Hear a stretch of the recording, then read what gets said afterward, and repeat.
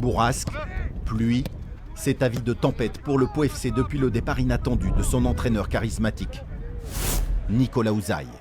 Après la terrible désillusion du match nul contre Grenoble vendredi au Noustecamp, tout s'est déroulé dans la nuit. Le club et le technicien se sont quittés. Une surprise pour toute l'équipe et les supporters. Un coup de tonnerre dans le vestiaire, même pour les joueurs expérimentés comme le défenseur Anthony Briançon.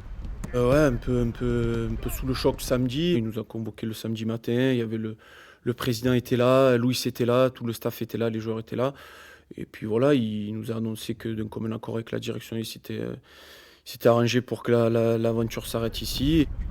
Voici le nouvel entraîneur par intérim, Thierry Debesse, l'adjoint de Nicolas Ouzaï, arrivé au Pau FC en novembre dernier et propulsé numéro 1. Objectif, redresser le cap et colmater les voies d'eau du navire béarnais. Ça a été un peu compliqué, le début de semaine aussi, là, il a fallu quand même remettre un peu les têtes à l'endroit. C'est pas évident quand il y a un changement aussi brutal et aussi inattendu. On est dans l'urgence de la situation, donc pour l'instant les joueurs sont au courant que pendant une période je suis leur entraîneur, donc c'est moi qui prends les décisions et après on verra. Le chantier commence en Mayenne ce vendredi soir à Laval. Le Stade Lavallois, un club en danger, l'avant-dernier du championnat, n'a encore jamais gagné à domicile cette saison.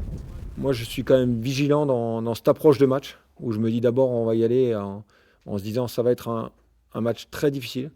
Donc si on ramène un point c'est bien sûr si on gagne ce serait extraordinaire. Laval, Pau FC, deux clubs qui jouent gros ce week-end en championnat. C'est l'heure de vérité pour les joueurs béarnais et pour le staff technique.